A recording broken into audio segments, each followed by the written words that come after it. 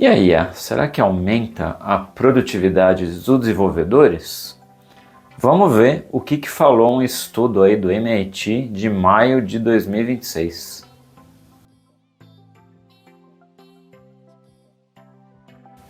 Saiu um estudo bem interessante, viu, sobre IA, né, que valeu a pena aqui, acho que vai valer a pena fazer um vídeo aqui para vocês, né? Tem muito estudo por aí, né? Isso não vai ser o primeiro nem o último, né? Mas o que chamou muita atenção desse estudo é a quantidade, né?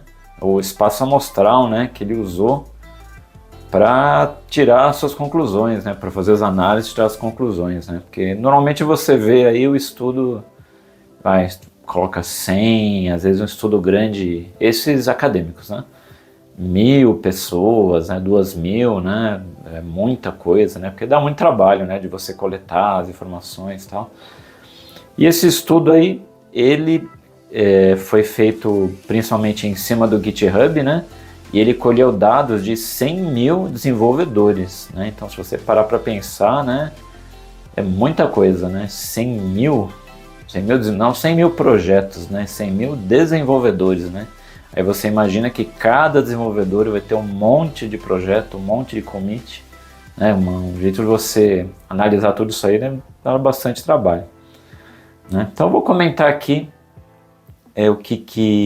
sobre esse artigo, tá? Vou deixar o link aí para vocês darem uma lida, tá? Também não é, ele é curtinho, dá para ler rapidinho, tá? E comentar aí algumas conclusões dele, tá?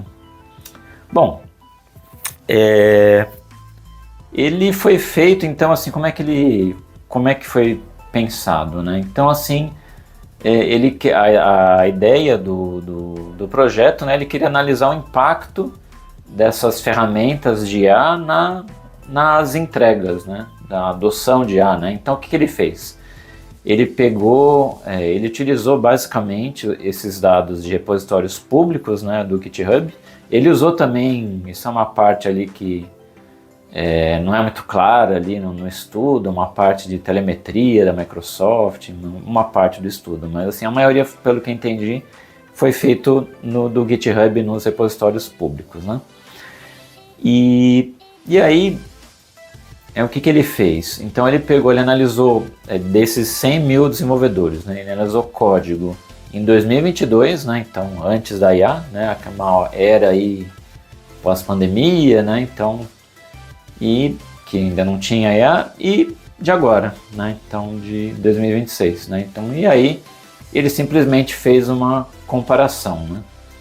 E assim, como é muito desenvolvedor, então ele não tinha muito, assim, não foi muito detalhado assim o estudo, né? Então ele foi analisando esses estudos, né? E interessante também que eles analisaram os commits, né, a quantidade de commits, né, a quantidade de releases, né, as releases lá do GitHub, né, e também eles fizeram uma análise, né, se teve algum crescimento ou uma adoção nos projetos publicados, né, nos principais marketplaces que a gente tem, né. Então a gente tem Android, a gente tem iOS, a gente tem o Chrome Store, né, lá do Google Chrome, e também ele colocou do SourceForge, né, que já teve muito em alta, agora já não tão mais em alta, mas enfim, foi uma outra métrica que ele também usou, né?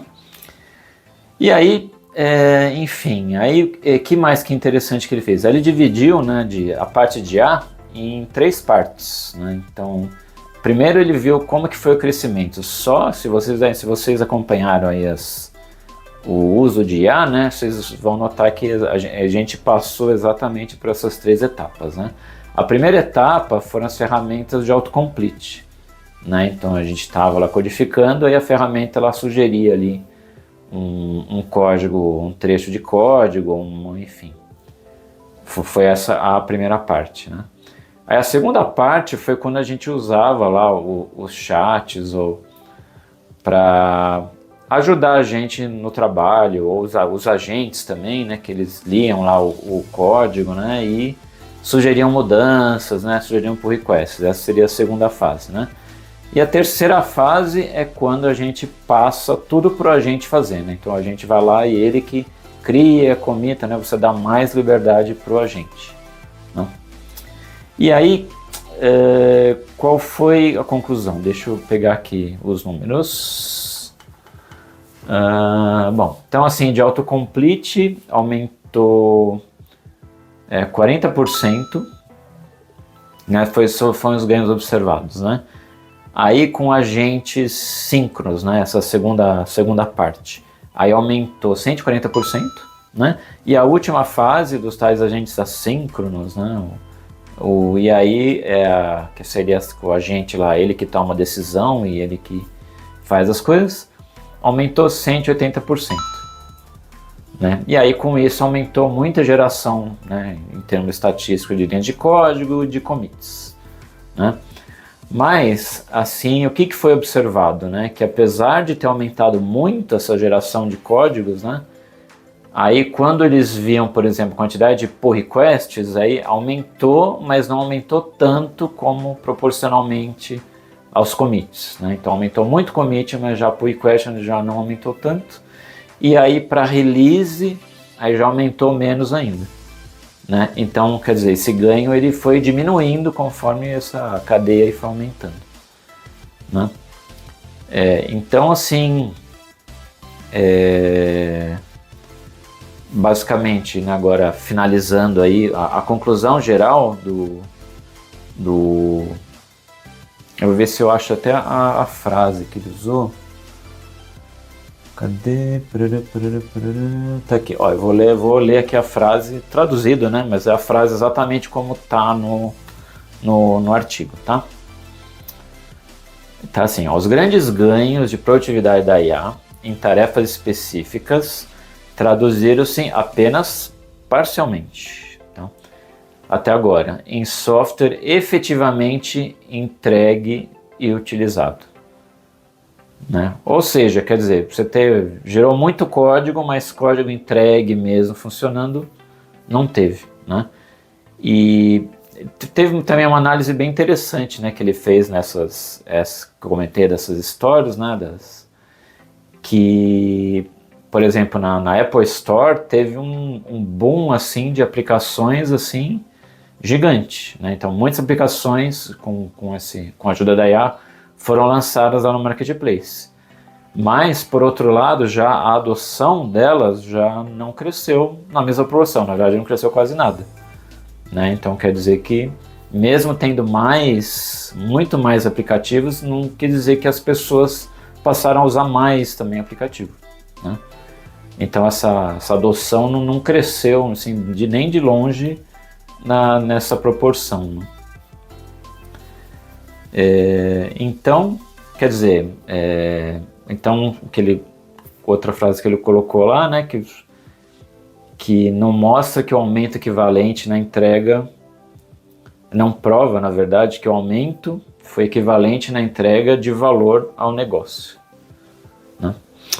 E, bom, e aí, então assim, para resumir, tá? E aí, assim, o que eu achei desse artigo, né?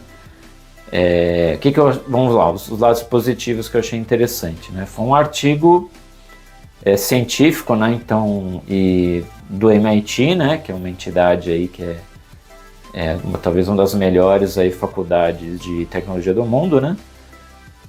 E também chama muita atenção a quantidade, né, de desenvolvedores, né, que eles usaram para fazer esse estudo, né?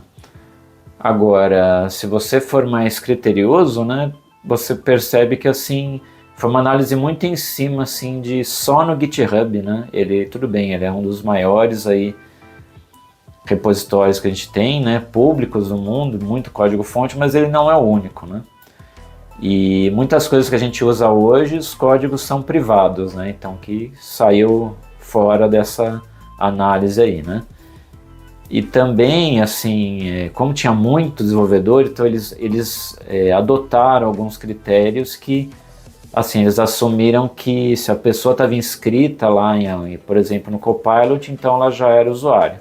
Mesmo ela não tendo usado, eles não checavam se ela tinha realmente usado o Copilot, né? só ela estar inscrita eles já assumiram que já estava usando IA, né? Então foi um estudo bem assim, por cima, né? E onde que eu acho que pega mesmo, que eu acho que talvez um ponto de maior atenção aí desse estudo é essa parte de releases, né? Que assim, você ter uma release no GitHub está muito longe de ser uma release que está em produção. Tá? A release do GitHub está basicamente é um arquivo que você tem lá zipado, pronto para fazer deploy em algum lugar, mas não quer dizer que ele foi feito, né? Então, essa também que eu acho que é uma falha aí, talvez nesse estudo, né? Mas eu acho que os autores, eles entendem também, né? Que isso, para você não ter chegar nessa conclusão assim tão radical, né? Para você entender que nem toda release, acho que eles escrevem isso também, que nem toda release que está no GitHub quer dizer que foi usada em produção. Talvez nenhuma foi usada, ela só está release lá, mas ela não foi efetivamente usada em produção. Né? Mas eu acho que assim, no fundo, se você tentar pensar, né, resumir, assim, o que dá para a gente analisar, né, olhando esse artigo e tentar tirar alguma coisa disso. Tá? Eu acho que assim, a gente olhando as IAs do modo geral, a gente não pode negar que elas aumentaram muito, né, contribuíram muito com a parte de código, né? Então a parte de geração de código, acho que talvez antigamente era um código lá que era pior, e isso está melhorando, né? Então é um código cada vez melhor, né, que as IAs contribuem, né? Mas uma hora chega no gargalo humano, né, que na hora de aprovar, na hora da coisa andar ou de alguém usar, aí acaba barrando na parte humana e aí acaba demorando mais, né? Então talvez assim, se a gente pensar que, a grosso modo, que a IA no geral, ela tá, pelo menos por enquanto, está contribuindo muito com o código, mas talvez com valor não na mesma proporção, né? Acho que tá, assim, claro, é um código, principalmente nas mais recentes, um código bom, de qualidade, ele acaba sendo bom a longo prazo, né?